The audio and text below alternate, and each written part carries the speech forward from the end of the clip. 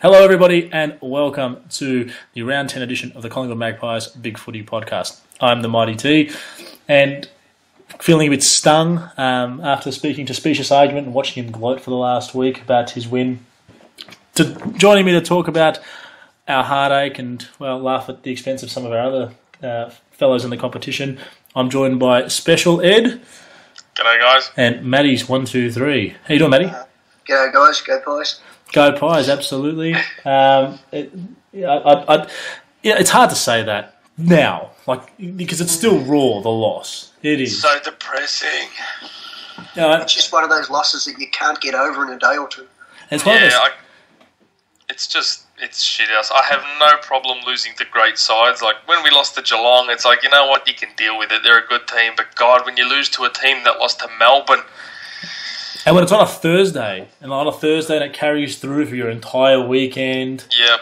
And you've just got to sit there and, I had to listen to my friends who support Carlton actually go through a win. That's devastating. Carlton's boys were talking it up because they didn't play that weekend, it was so annoying. Yes, well, I'm just glad to see the plight of... actually, I'm not happy to see Richmond's loss this weekend. I would have thought that, the emotional loss, Tommy Hafey and all that, you would have gotten up and showed a little bit more fight. It was gutless. And it's sort of what Richmond represent now. They're not... What do they represent?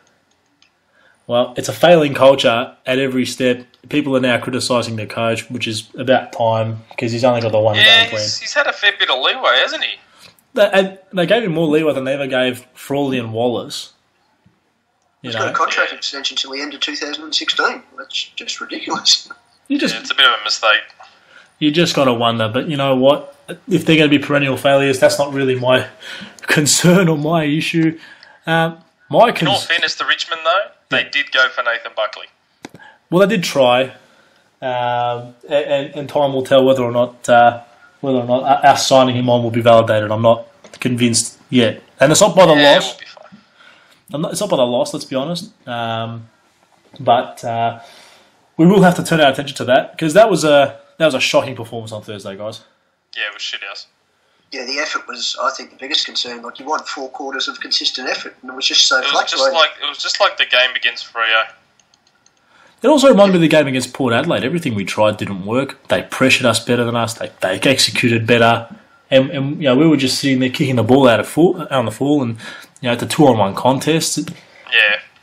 But you wonder whether that's the type of side we're going to be this year, because we're still coming out of this such a shocking year last year with all the problems at the club. I think we're still not just that though. We're also very young. Yeah, well, that's another thing you can add to it. Young sides are supposedly inconsistent too. That's right. Oh, no, and we should have all expected that. We should have expected inconsistency throughout the year. But I think that when we put together 6 weeks of quite good, consistent, attractive football, and we come out and play like a bunch of Carlton players. But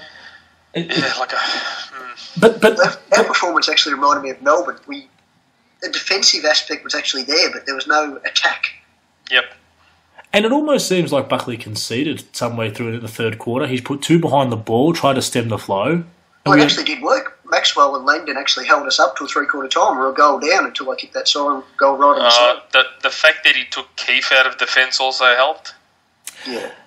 Keeffe was playing a shocker. Jesus Christ, that is one of the worst individual games I've ever seen from a Collingwood footballer in a long, long time.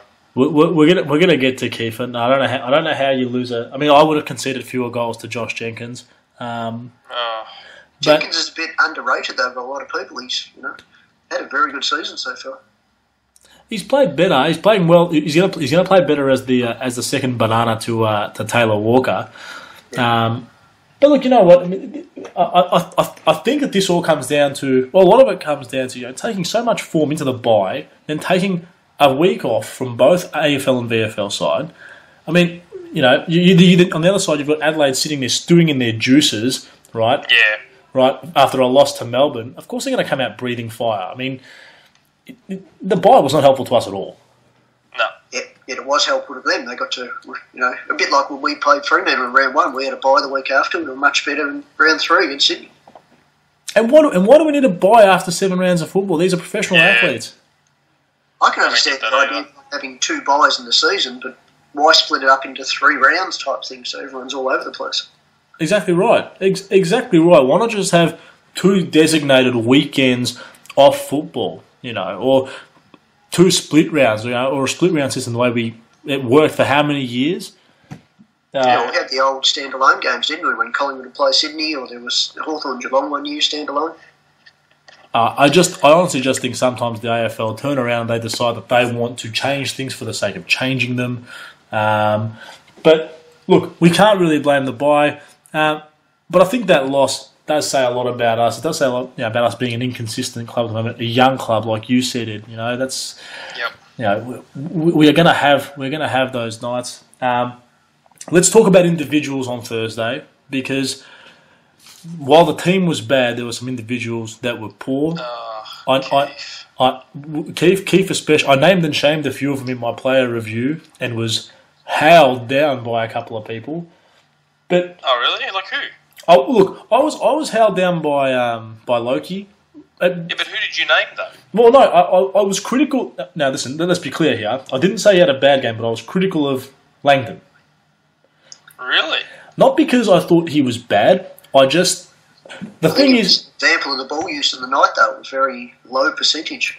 And that was my thing. That was my thing, Matty. I mean, we're getting to a point where this lad can now be considered almost lock-in 22 for the next few weeks. I think Matthew Richardson had him in his All-Australian side live at the moment. What? So, I wouldn't agree with that, but that's the type of he's being considered at the moment. But I think from that point of view, if you're looking at this guy as a best 22 guy, I've got to critique him like I would a best 22 guy. Now, I understand that. Yeah, it's fair enough. If I'm going to pump Clinton Young, right, for every second kick going to a contest or out on the full or whatever, I've got to do the same thing for the kid. The kid's played well. I like him absolutely, and I would never call for his head, but to say that he's flawless and that he didn't have, I thought, relatively an off night. Well, I don't think compared to how he has been, yes. Yeah, and that was symptomatic of the rest of the team. Matty, what did you think of who stood out to you as someone who really had their colours lowered? Oh, there's so many. I actually thought that the midfield second level, so we had Beams, Pendlebury and Swan who were doing fairly well. Yep. But then we had Sidebottom and Dwyer and Blair come in, and when they went in the midfield, we got absolutely smashed in the midfield. So those players let us down just as much as anyone. And the forward line was non-existent. We didn't deliver it properly to the forward line because of that second grade midfield.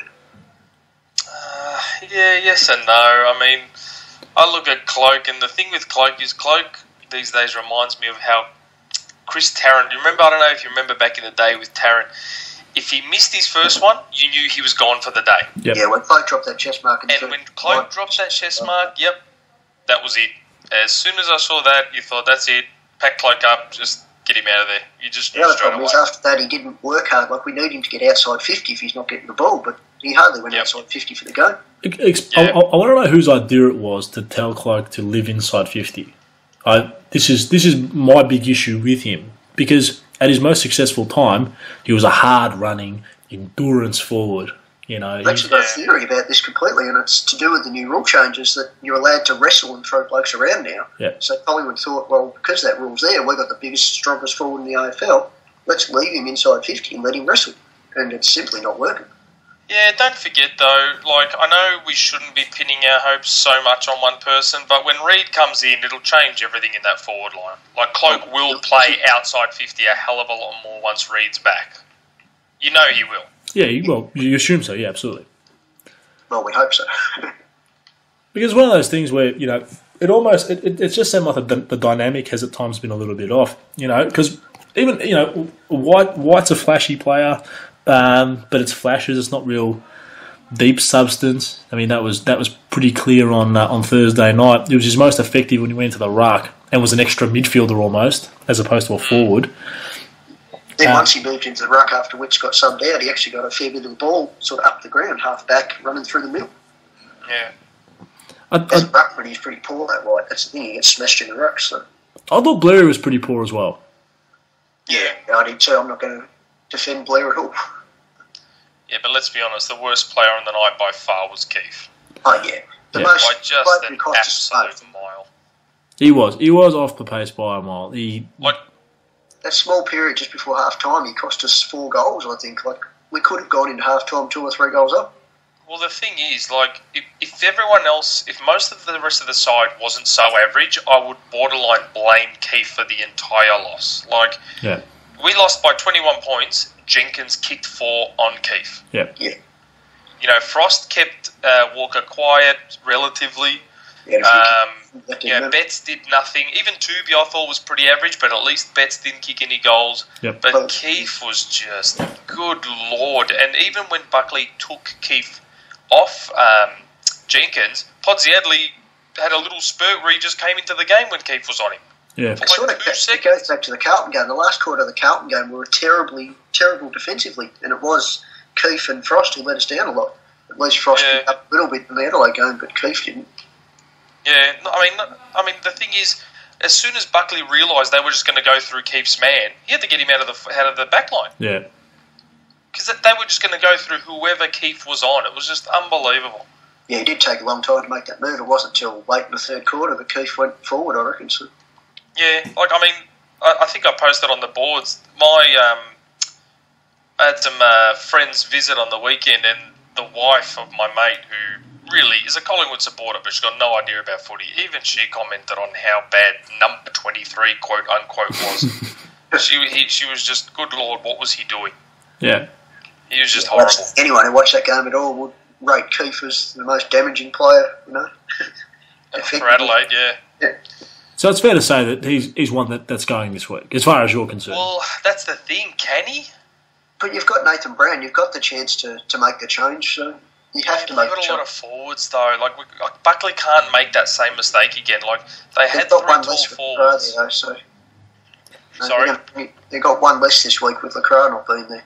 So. Yeah, but in terms of the talls, they're all still there. So they're still going to have the resting ruckman, they're still going to have Darling, they're still going to have Kennedy. Natanui, Lysett, Cox. But then again, thing though, they've kicked about. Natanui hasn't kicked a goal all year, and Cox has only kicked 3 or 4. So. Yeah, and then again, Tuvi's played on Darling before with a lot of success. Oh, that would be my first matchup. I don't think he's conceded more than 2 or 3 on Darling. If that, I think that's even being generous to Jack Darling. But yeah, Tuvi just seems to do really well on him. Yeah, that's one you just lock in. You wouldn't even worry about it. It's just Tuvi to Darling and let him go for the whole game. Is Lacroix out, is he? Yeah, Lacroix's out suspended. Yeah, Lacroix's out. Oh, that's handy. So that helps. Because that's the thing, you're still left that rotation of, what is it now, 5 talls, you know, Kennedy, Darling, the 3 ruckmen, and am I missing someone? They've got a kid called Cripps from St Kilda who's kicked about 13, 14 goals so far this year. So he's playing more of the small or medium forward role. Yeah, he's the third, sort of Jamie Elliott role, I guess, a bit taller than Jamie with that sort of role. Gee, poor Jamie was quiet on Thursday as well, wasn't he? Yeah, but I think gave forwards a little bit because it was, you know, just that type of game where we didn't get the ball in properly or any proper movement. Well, look, Jamie's not going out. There are a number of them that are obviously secure. For me, the outs are fairly simple. I didn't think Dwyer had any influence. Yep, I agree. Yeah, I've got no problem there. I mean, if you're going to come on as a sub, you've got to be able to offer something. I think he's the type of player who can be the sub anyway. You need to sort of have an explosive player as the sub. Yeah, that's right. He's not a burst player. And how much better is he than someone like Kennedy? I wouldn't say much, and he's got 8 years on him. Like, Ben Kennedy's sitting there. I'm not going to say wallowing in the twos, but give the kid a break, man. Give the kid a chance at a run. I think Adams and Thomas are the 2 who would go ahead of Dwyer this week, so you could replace Dwyer with one of them. Blair's one I'd look at. Yeah, well, I reckon Brown and Fasolo are the 2 that come in. Well, 2 of the 3 that come in. Yeah, a bit of controversy time, but I know it's never going to happen. Look, Buckley will never, ever drop Luke Ball, but honestly, he's just getting incredibly slow. It's going to happen at some point this year because we've got Adams, Thomas, Freeman when he comes back. You're going to have too many young midfielders. Add Kennedy. Someone's going to have to go out of the side. The speed of the game, though, is just... It's gone so well past him. As much as I adore Luke Ball, and I really, really do, he's just looking incredibly slow. Not just foot speed, though. Like, he's looking slow in everything. Decisions, with his passes, with his handballs, everything he does just looks slow now. Everything.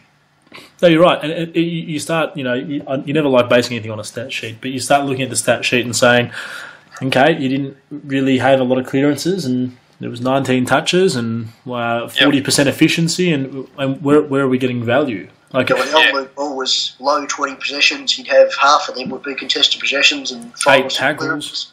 A heap of tackles. Yet that's what Adams or Thomas will do if they're brought into the side now. Adams has to be trialled in that role. Adams is Luke Ball's replacement long term. And Josh Thomas.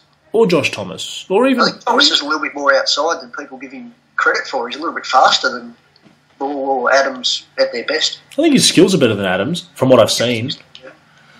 But look, but that being said, I think you're right. You got to trial the kid in the role, and I don't think it'd be that controversial. It'd be a good game to try it. I don't think the Eagles have the hardest midfield.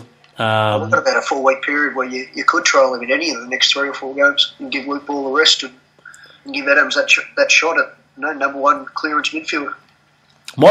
My big call is, and I know that we are up against the 3 Giants this week, the 3 Ruckman and that combination.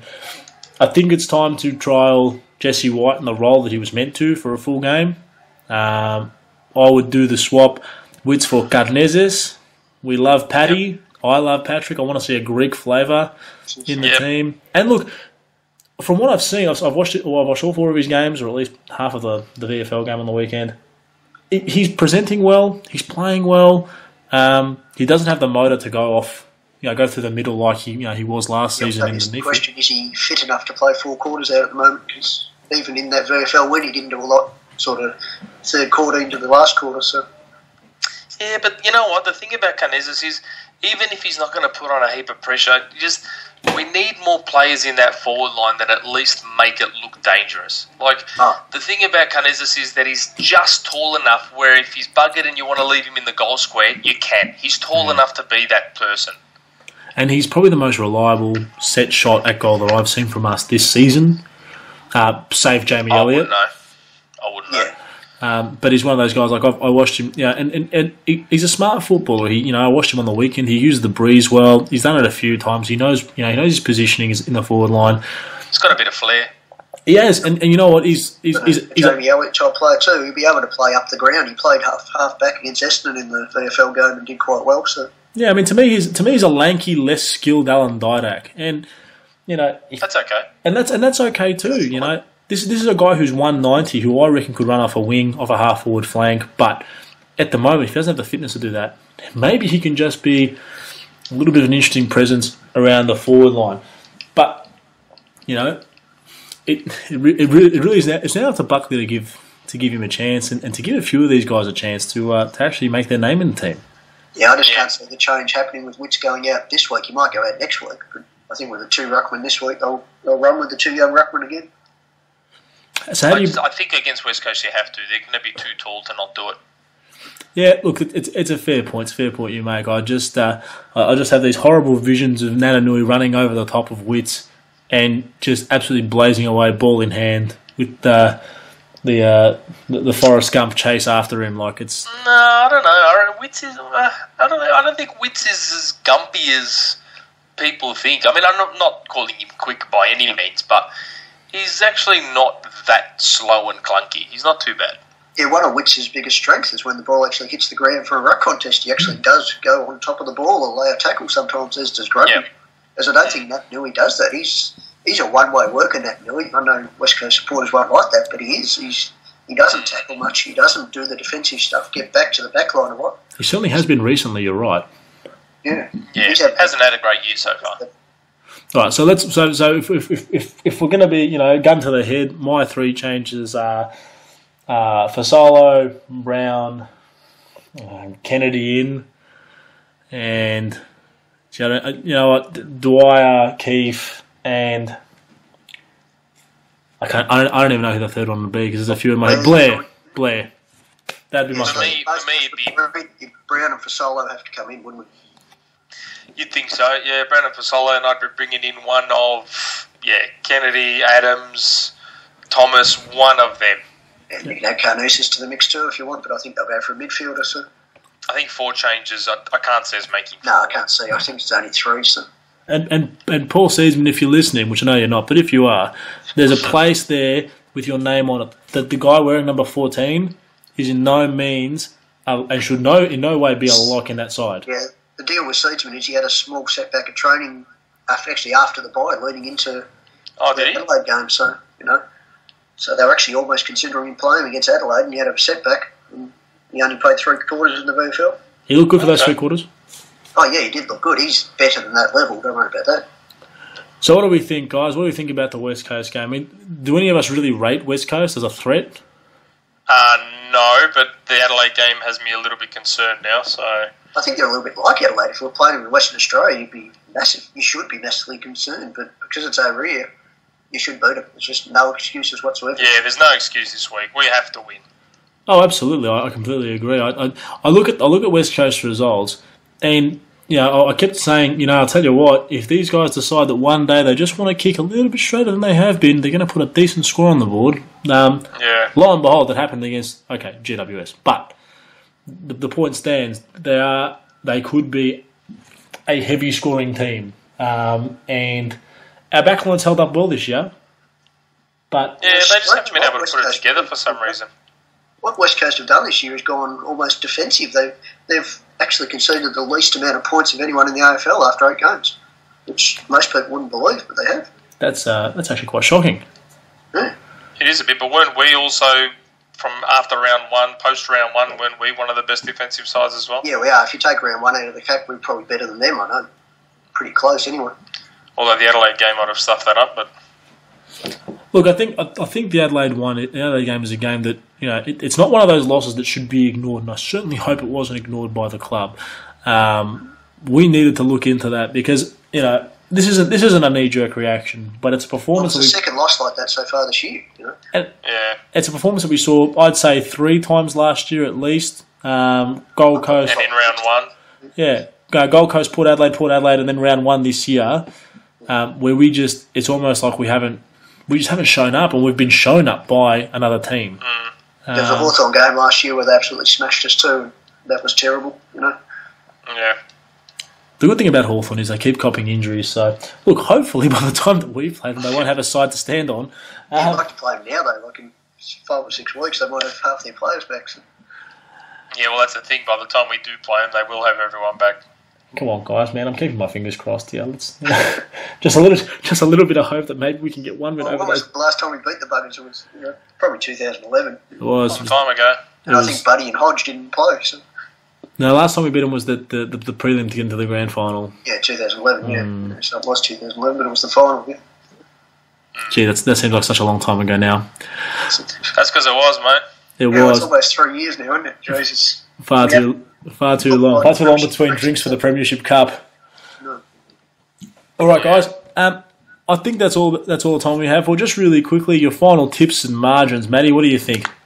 I think it'll actually be fairly tight. I think West Coast will keep it a fairly defensive game, so I reckon 20-point win to Collingwood. What are you, Ed? Oh, look, if you had asked me before the Adelaide game, I would have said Collingwood by 10 goals, but I don't know. I still think we should win by over 5 goals. Honestly, if we can play the way we were playing before the Adelaide game, and I'm hoping that's what we do, then we should still smash them. Yeah, I'm in agreement, but I'm probably going to go with 6 goals. I think that's how much better we are. But God, I hope we rock up on Saturday afternoon. Let's hope. Guys, thank you so much for joining me. Not a problem. And hopefully we can get you both back on soon enough. Yep. No worries. On you guys, have a good night. This is the Ciao, Mighty Team everyone. signing out. Bye.